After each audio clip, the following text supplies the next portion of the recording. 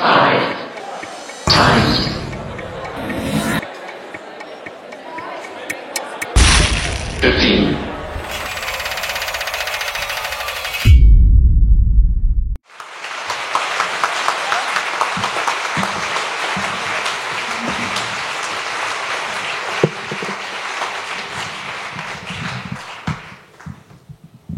that about right? Good. Some people talk about flying blind. I'm talking deaf because I couldn't hear a thing. I can never hear when things are coming out through a microphone. So therefore, I don't have the faintest idea of whether you can hear me. If you can, I hope. Because I wanted to tell you the sad, or strange, no, not sad, strange story of what it was like to be a nicely brought up girl pre-war who, when she started writing, found that she really could only write autobiographical stuff.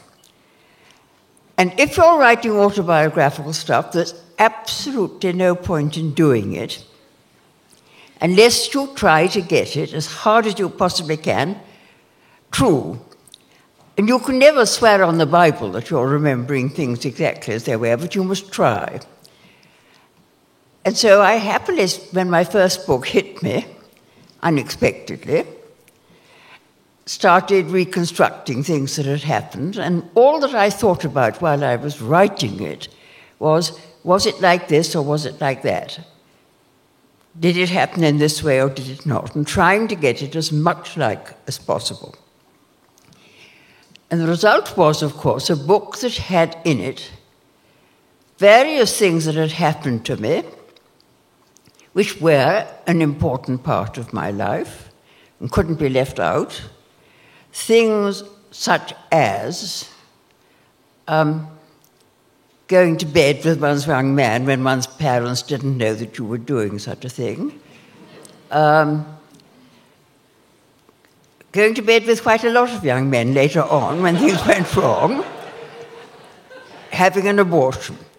Having finished this book, and knowing that someone wanted to publish it anyway, someone in America did, I suddenly thought, what is my mother going to think?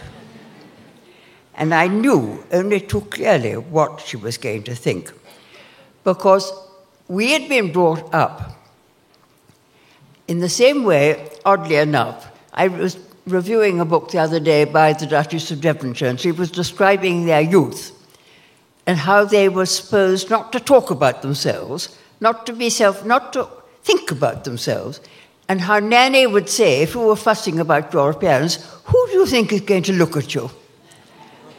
Even apparently one of them who was getting dressed to get married and was fussing a little bit about what I dressed like, Nanny said, oh, stop fussing, no one's going to look at you, dear.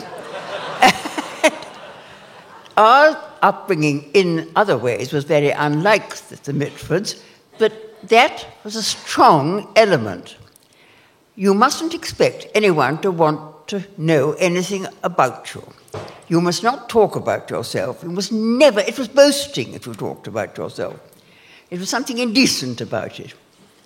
And actually, quite a lot of my family still feel rather like that, I know. One very dear cousin of mine, who I love, I know doesn't like the things I write. And finally I found out why. We talked about it, and she said, well, you see, she writes herself a lot, but about subjects. She said, I simply can't understand how somebody I love can do something I die rather than do, which was write about one's private life. So I thought, now how am I going to get round this? And I had rather a sly thought. I thought, well, I'll let this man in America publish it, and then at least I will have a book in my hands published. And then I will show this book to my mother, which will prove that it's been approved of, that it's not horrifying that someone has published it, and I will say to her, I've written this book, Here it is. If you really can't bear it, I won't get it published in England. So I got it published in America. I sent her a copy with a letter saying that. Silence.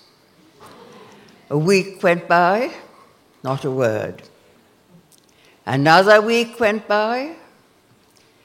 I think in the end, 6 weeks went by, and there'd not been a word.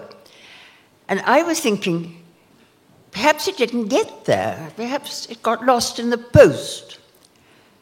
And then I thought, come on, pull yourself together, ring up and find out if she's had it. And I found I couldn't. I'd become completely frozen with sort of inhibition about it. I couldn't mention it to her. And then I thought, well, we're going next week to stay with my godmother together. We were going to be there. And I thought, I'll talk to her about it when we're at Aunt Phoebe's house. And we got to Aunt Phoebe's house, and I couldn't. I said to myself, well, I'm going to be driving her back to London in 2 days' time to stay with me for a night. I'll talk to her about it on the drive. And I couldn't. I simply couldn't. And then I thought, well, now what? And I thought, well, I've got to cook dinner, of course, so I can't talk to her about it yet, because I've got to cook dinner. I'll talk to her about it when I've cooked dinner. And the telephone rang. And she answered, and she said, Di, it's Andrew, that's my brother. He wants to talk to you. And I went to the telephone, and he said, Di, Ma is going to say to you she doesn't want you to publish that book. I've told her she was talking nonsense. Of course you've got to publish it. It's a bloody good book. Oh, the relief. And so I turned round. She knew what he'd been saying. And she said, oh, darling, Andrew thinks I oughtn't to ask you not to publish it. I suppose I oughtn't, ought I? I said, no, I think perhaps you oughtn't, really. Thinking, oh, strike while the iron is hot. And we sat down and we talked about it for the rest of the evening. And it was wonderful, because I found that there we were, two grown-up women talking about things that she actually knew really about. I mean, she may not have known the details, but she had a very clear idea of what had been going on. And it was perfectly easy for us to talk about it. And I thought, this is a wonderful, wonderful breakthrough. My mother and I have become two ordinary human beings in communication, which is wonderful. How lovely. And it made me feel very happy. And after that, she never spoke a word about the book. Not a single word. And I used to collect, the book came out in England, it did rather well, it had very nice reviews. I used to collect the reviews. I sent them to her to prove that other people didn't think it was horrifying or dreadful or anything. Not a word. Not a single word. And I, at that time, when I was young-ish, was horrified by this in a way. I thought how ridiculous it is, how hypocritical, how absurd. But, you know, time has gone by, and it has now occurred to me that it was actually a technique of coping with life. And it worked. Because you have a daughter.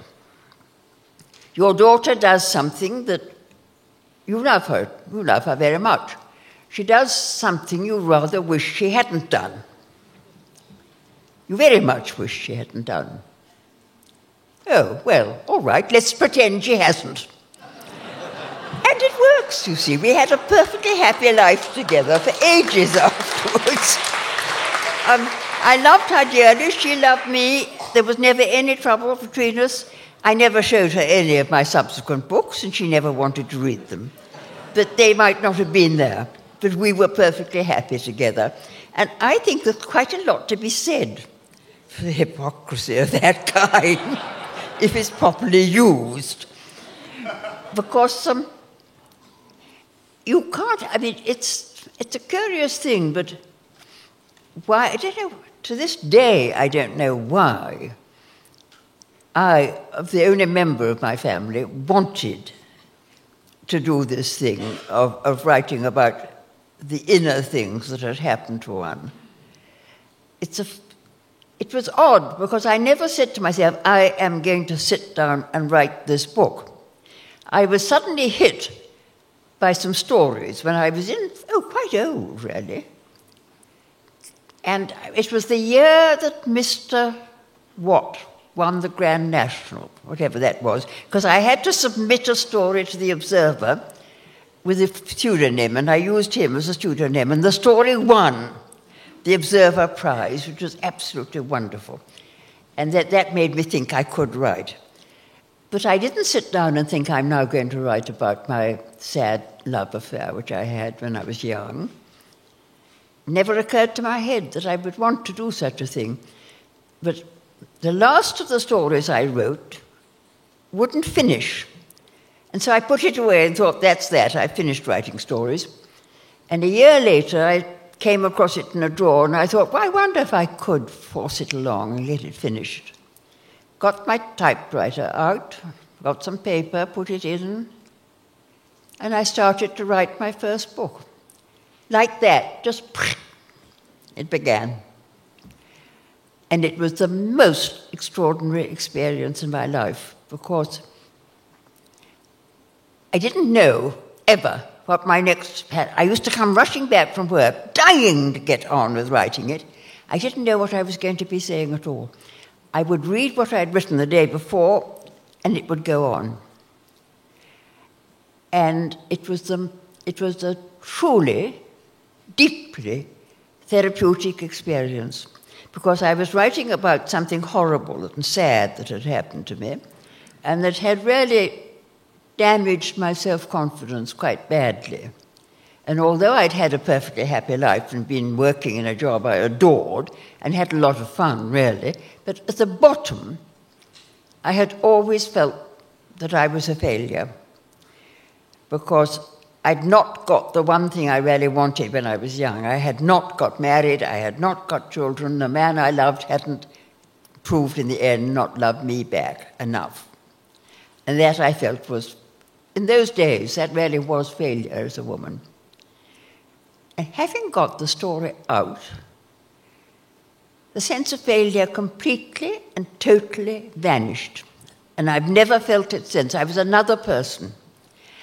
And so I thought, oh, well, that's what writing does. But that's my sort of writing. It is obviously, writing for me is therapy. And the next two books I wrote were about terrible things that had happened, not to me, but to things I'd experienced and were distressing. And I wanted to get rid of them. And so I went back to the same thing of trying to reconstruct them as closely and accurately as I possibly could. And both times, it made me feel better. And then life became rather good.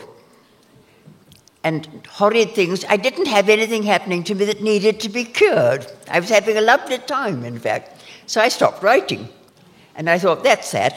That was obviously how I wrote. And fortunately, when I finished my life, when I was 80, well, just coming up to 80 years old, someone persuaded me to try and write something not as a therapy, but for fun. And rather diffidently, and not very optimistically, I started doing so. And lo and behold, it was possible. And so since then, I've written 3 books since I was 18. It's something I'm rather proud of, that. And because it's work.